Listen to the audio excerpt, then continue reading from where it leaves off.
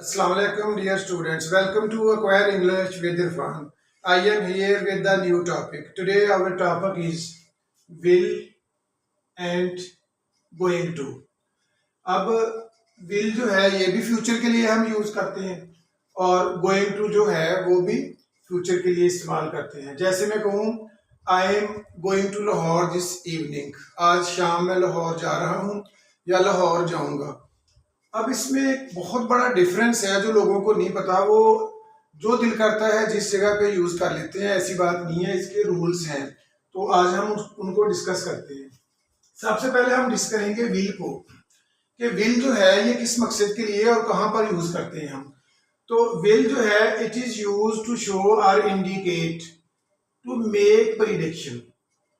अब ये क्या करता है, क्या दिखाता है हमें कि कोई प्रिडिक्शन हो रही है, प्रिडिक्शन या एंटिसिपेशन जिसको हम कहते हैं फ्यूचर की कोई पेशन को ही कर लेना, यानी हमें पहले ही पता होना कि फ्यूचर में क्या होना है।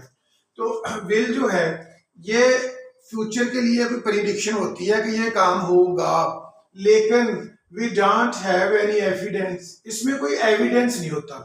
यानी विल जो है उसमें प्रिडिक्शन पाई जाती है कि हम मुस्तकबिल में ये काम करेंगे, लेकिन हमारे पास कोई प्रूफ नहीं होता उसका वाजे कि करेंगे या नहीं करेंगे। ठीक है, ये बिल्कुल एक अंदाजा सा होता है। अब इसकी एग्जांपल देखें, परहैप्स इट विल रेन, शायद बारिश होगी। अब ये शायद है ओनली प्रिडिक्शन, इसमें एविडेंस कोई नहीं है, यानी कंफर्म नहीं है कि चांसेस नहीं है, वैसे ही हम कह देते हैं कि बारिश होगी, इसमें कोई प्रूफ नहीं है।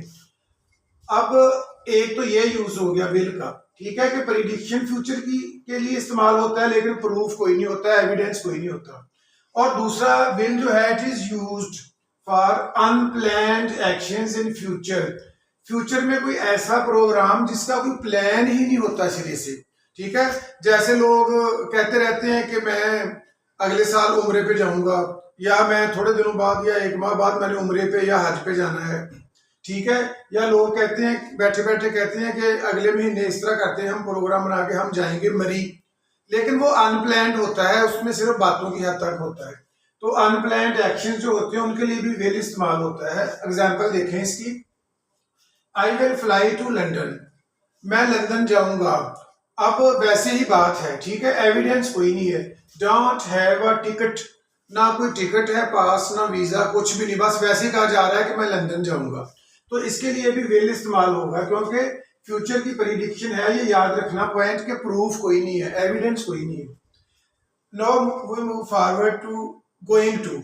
अब गोइंग टू क्या है, बी गोइंग टू, बी की जगह पे कोई हेल्पिंग वर्ब आ जाएगा, बी खत्म हो जाएगा, गोइंग टू। अब ये किस लिए इस्तेमाल होता है कि इसमें प्रिडिक्शन भी होती है और विद एविडेंस, कोई प्रूफ होता है, बगैर प्रूफ के बात नहीं होती, जैसा कि विल वाले में होती है। तो अब इसकी एग्जांपल देखें, लुक एट ब्लैक क्लाउड्स, स्याह रंग के काले बादल जो हैं, काले बादल या स्याह बादल, उनकी तरफ देखो। इट्स गोइंग टू रेन, बारिश होगी या बारिश होने वाली है। अब इस सेंटेंस में और इसमें डिफरेंस है, यहाँ पर प्रिडिक्शन थी, एविडेंस कोई नहीं था, सबूत, लेकिन यहाँ पर हमें एविडेंस मिल गया है।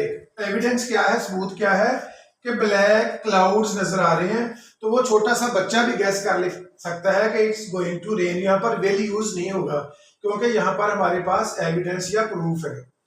अब देखें प्लान्ड एक्शंस, प्लान्ड एक्शंस क्या होते हैं, ये अनप्लान्ड, यानी आप ये कह लें कि विल का गोइंग टू जो है वो अपोजिट इसका यूजेज है। ठीक है, यहाँ पर नो एविडेंस था, यहाँ पर एविडेंस आ गया, और यहाँ पर अनप्लान्ड एक्शंस हैं, यानी उसकी प्लानिंग कोई नहीं है हमारे पास, और ये है प्लान्ड एक्शंस। एग्जाम्पल देखें इसकी, I have got a ticket, मेरे पास एक टिकट है। ठीक है, I am going to fly to London, मैं लंदन जा रहा हूं या मैं लंदन जाने वाला हूं या मैं लंदन जाऊंगा। अब यहाँ पर गोइंग टू आएगा, विल नहीं आएगा, क्योंकि टिकट भी ले लिया है। अब कंफर्म होगी बात कि मैंने जाना ही, यानी प्लानिंग होगी पूरी। तो ये था दोनों में डिफरेंस, दोनों फ्यूचर के लिए यूज होते हैं, लेकिन इनका इस्तेमाल जो है वो आपको अच्छी तरह आना चाहिए। Hope you have understood today's topic. अगली वीडियो लेके फिर हाजिर होऊंगा, टिल देन अल्लाह हाफिज।